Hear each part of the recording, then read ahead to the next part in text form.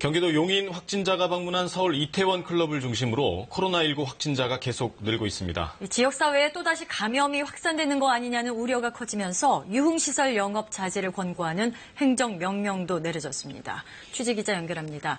김민지 기자, 클럽 관련 확진자가 계속 잇따르고 있는데요. 지금까지 몇 명이 확진 판정을 받았습니까?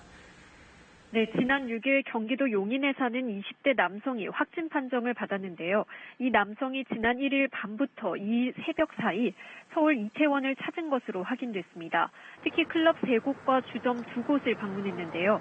주점 2곳은 머무른 시간이 짧지만 클럽 3곳에서 꽤 오랜 시간을 머물렀습니다. 지금까지 이곳에서의 접촉자 중 100여 명이 진단검사를 받았는데 최소 15명이 확진됐습니다. 이 가운데 외국인이 3명, 군인도 1명 포함됐습니다. 또 인천에서는 클럽 방문자 중 확진 판정을 받은 남성의 누나도 감염됐습니다. 3차 감염자가 나온 겁니다. 따라서 지금까지 최초 확진자를 포함해 17명 이상이 확진된 것으로 파악되고 있습니다.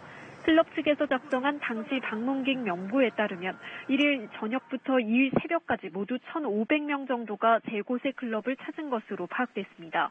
검사가 진행될수록 확진자가 더 늘어날 수 있습니다. 방역당국은 2일 새벽 0시부터 3시 50분 사이 클럽 3곳을 방문한 사람은 2주간 외출이나 다른 사람과의 접촉을 자제하고 보건소를 방문해 검사를 받으라고 당부했습니다. 그래서 정부가 유흥시설 영업을 당분간 좀 자제해달라 이런 행정명령을 내렸죠.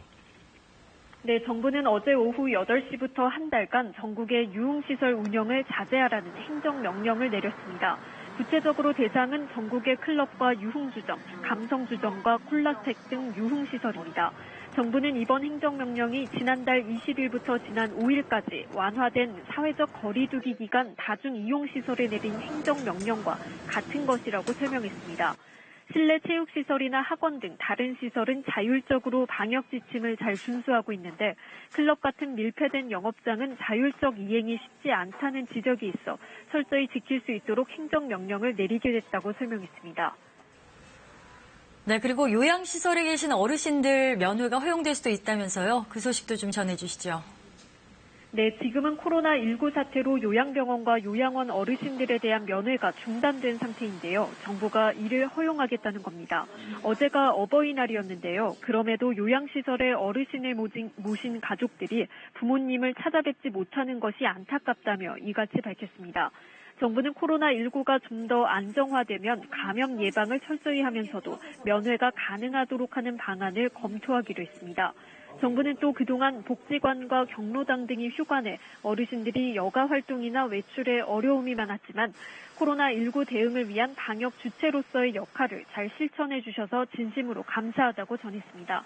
지금까지 사회부에서 전해드렸습니다.